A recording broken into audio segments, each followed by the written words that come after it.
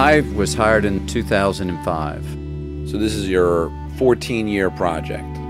Right. Because when you got here, it was standard. Were you guys overseeding?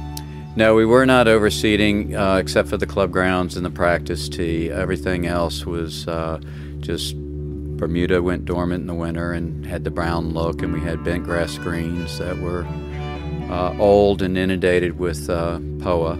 But you didn't have what you call natural grasses and what I would call tall grass that sits next to the creeks on the property. Correct. And yeah, we were groomed wall to wall. We used pesticides wall to wall, we mowed wall to wall, watered wall to wall, a lot of inputs. And we changed all that in the years to follow.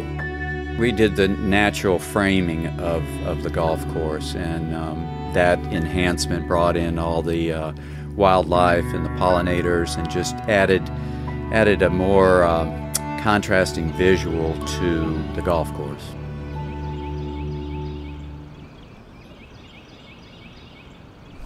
All right, we're here at Rivermont. We're going to meet Dave Marcusilli, and I think probably the head pro of Rivermont. What's up, buddy?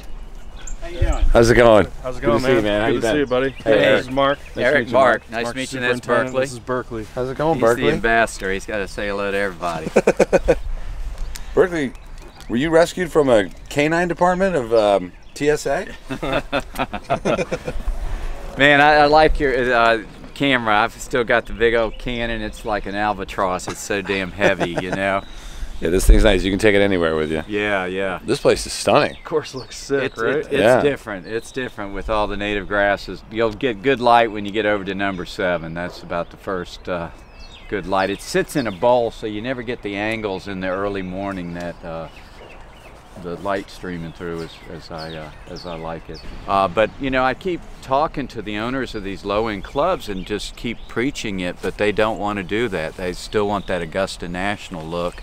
You know, and they think that's what brings their members in. The members want it, right? The supers don't, but the members right. Well, want it. or the owners think the members do. You know, they think that they, you know, it's the same mentality they used to think that you had to overseed all your fairways and spend an extra 50, 60 grand a year to maintain it. That we'd lose these people out.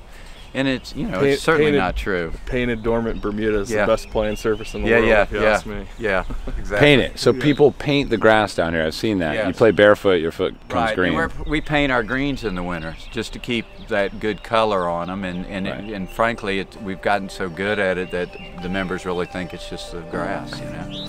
I had forgotten that, you know, most grass goes dormant in the winter. And, you know, because we don't have that in California.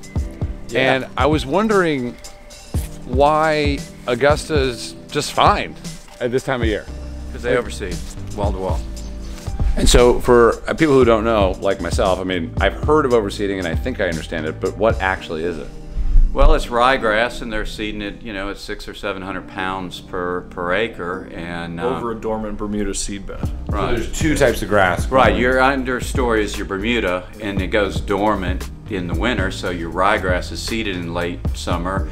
It pops and grows out and keeps growing all winter. So you got green turf, growing turf all year round. That's why, like TPC Scottsdale, you know, the rough is dormant, right? It's brown, but the fairways are overseeded, so they're that bright green.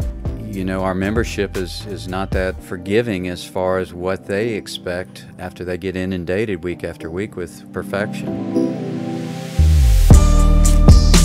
And so the pressure is on us as a turf grass provider of fine turfs to almost perfection. You know, they see perfection on TV each week on the tour. I mean, that's not just your membership. That's the millions of golfers around the world, you know, and as well, your proximity to Augusta National, we're about 2.5 hours. We're just north of Atlanta. You're right. It's that Randy coined it the Augusta syndrome. They watch that, they see the azaleas. Why can't we have azaleas on our course? Why are our fairways not green when theirs are? It really is a real reality. And the simple answer is what? Having a strong leadership like our owner Chris Cupid, who has a vision and is willing to stand behind our program of going a different route and using less inputs and looking to have a healthier soil to suppress diseases and pests. It's something that I feel our members are being educated on and are starting to realize how much of an advantage they have here. Not just good playing conditions, but they have the wildlife and the native grasses and the different visual aesthetics month after month. So it's an exciting thing, and we've involved our members in some of our programs with bird counts and monitoring birdhouses and things like that. So it's added value to the membership. All right, about to tee off here at Rivermont. Very excited to know that this course is designed by a guy who really didn't do that many courses. Mike Riley. I can remember his name because I think of Mike Strantz and Riley Johns. So there you go. Shout out, RIP, and shout out. Mike Strantz, obviously Tobacco Road, where Dave's heading tonight. And yeah, obviously, you know, Riley Johns, legend in his own game. And but what's cool about this course, what Mark was saying, is that it's the first of its kind in this corridor, designed just before like the golf boom in the 80s down here, when everyone built a golf course. The corridors are wider here, you know, and the topography is unbelievable out here. It has a very New England feel. I mean, I have no idea that I'm in Atlanta out here. It's really cool. Ah, this water is hopefully not in play.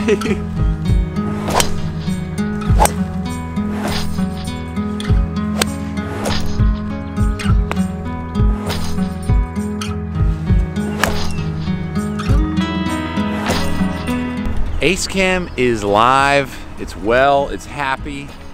We're coming off an ace in New Zealand. I know. And here we are in the third hole of Rivermont. Sorry, fourth hole? Fourth hole. Fourth hole. And it's 157, a little bit of cold air this morning. Probably playing more like 165. Honestly, Dave, I got a good feeling about this one.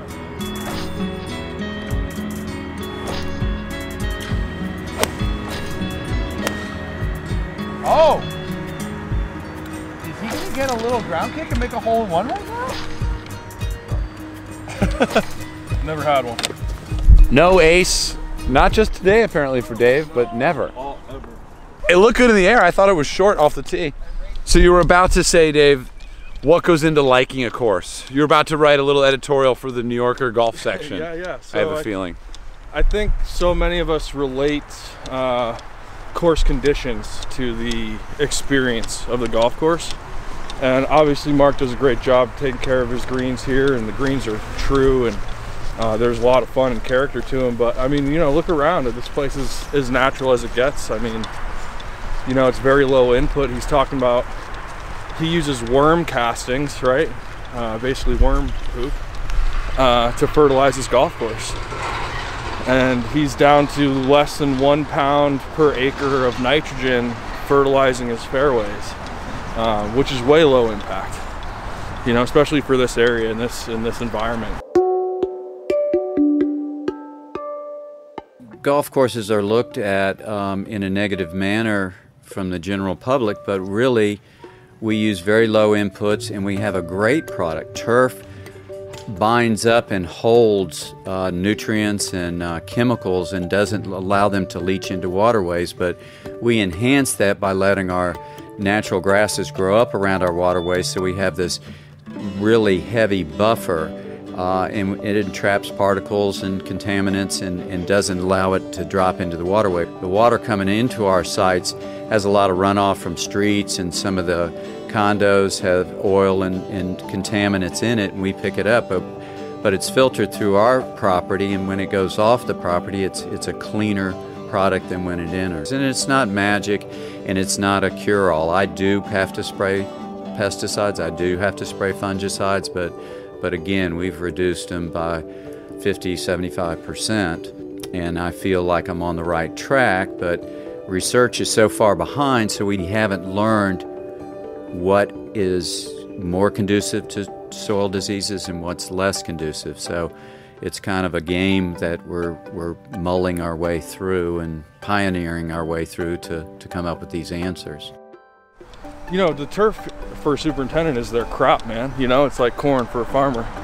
And Mark's doing a lot with very little. And it's just pretty incredible, the product he's able to deliver with that. And I think for me, that adds to the experience here. We were talking about this body of water here on the 6th hole in between. What does this serve a purpose, Mark? Yeah, that's our irrigation lake. It's pretty small, but because we put so many acres into native grasses, we've reduced our water inputs on the course, and it's, you know, held its own. The neat thing about golf courses that people don't realize is we use so little inputs, and it's going directly to turf, which will bind and tie up these things, as opposed to like an ag product that you're spraying a field of corn, you're spraying dirt, and runoff is rampant on soil versus a canopy of grass that'll tie up these things. Wow, the science of golf. Thank you for that talk. I mean, that's just inspiring. All right, well, good. I'll see you again. All right. How many hole-in-ones do you have, Mark? One. I've had one at the old Standard Club at our work for. You want to crack right now? We got a chance. I'll give it a swing. Great. Ace Cam is live.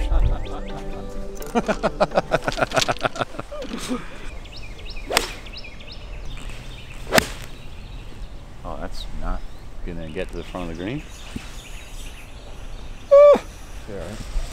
All right, Mark, your time. All right, I see a tee. Mark's jumping in with his hiking boots. I love this. Carry, a little on the toe. I'm safe.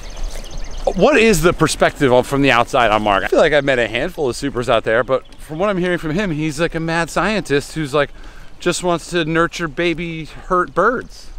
Totally, man. I mean, the guy's doing more than just taking care of a golf course and providing a great golf experience for his members. I mean, he's an environmental steward in every sense of the word. You know, he is filtering water before it makes its way back to the groundwater sources and everything. I mean, this guy's just manufactured his own environmental habitat out here. It's really cool. If I fail, cast me